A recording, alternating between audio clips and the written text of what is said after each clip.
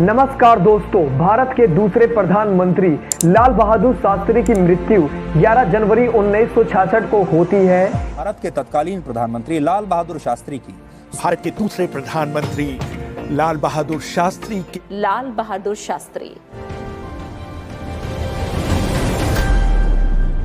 यह अचानक मृत्यु से लोगों को बड़ा दुख होता है और भारत को संभालने के लिए गुलजारी लाल नंदा को भारत का एक्टिंग प्राइम मिनिस्टर बना दिया जाता है। देश के प्रधानमंत्री की अचानक मृत्यु होने के बाद किसी व्यक्ति को कुछ ही दिनों के लिए देश का प्रधानमंत्री बना दिया जाता है तो उसे एक्टिंग प्राइम मिनिस्टर कहा जाता है। यह लोगों के लिए बड़ा सीरियस मुद्दा था कि अब भारत को कौन संभालेगा। देखते ही देखते एक पार्टी यानी कांग्रेस पार्टी से दो अपोजिशन लीडर सामने आते हैं। फर्स्ट, जिन्हें हम आयरन लेडी के नाम से जानते हैं, सेकंड मोरारजी देसाई। अब हम देखेंगे कि दोनों अपोजिशन लीडर के पास क्या खूबियां हैं जिसके तहत वो अपने वोट बढ़ा सकते हैं। एक तरफ इंदिरा गांधी जो पंडित जवाहरलाल नेहरू की बेटी है और इसी के साथ लाल बहादुर शास्त्री के कैबिनेट में इंफॉर्मेशन मिनिस्टर भी रह चुकी थी, और दूसरी तरफ मोरारजी देसाई जो कांग्रेस के साथ हमेशा से ही वफादार रहे हैं और इसी के साथ साथ ज्यादा एज के भी थे इंदिरा गांधी के मुकाबले। अब जनता को यही लग रहा था कि मोरारजी देसाई ही प्रधानमंत्री बनेंगे, क्योंकि मोरारजी देसाई की ज्यादा उम्र होने के कारण ज्यादा एक्सपीरियंस था और इंदिरा गांधी तो एक महिला है और महिला देश चलाए ये लोगों के समझ से बाहर थी। अब आप बताइए, अगर आप उस समय होते तो किसे चुनते? कमेंट करके जरूर बताइएगा।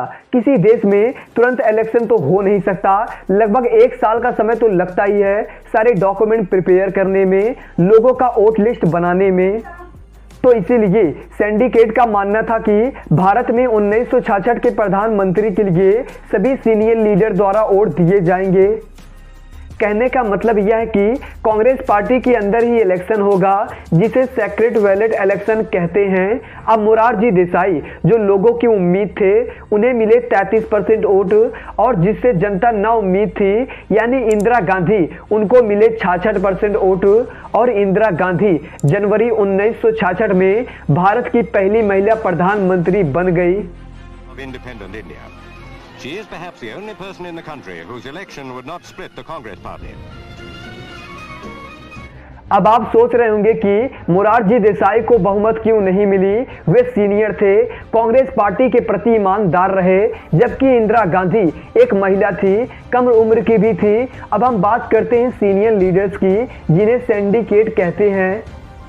इंदिरा गांधी को बहुमत मिलने का कारण सिंडिकेट ही है, लेकिन परेशानी की बात यह है कि सिंडिकेट मोरारजी देसाई को ना चुनकर इंदिरा गांधी को क्यों चुनती है।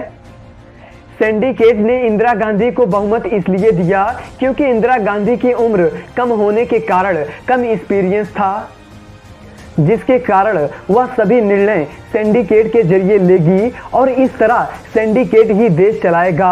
इंदिरा गांधी तो सिर्फ एक कठपुतली है, यानी नाम मात्र प्रधानमंत्री।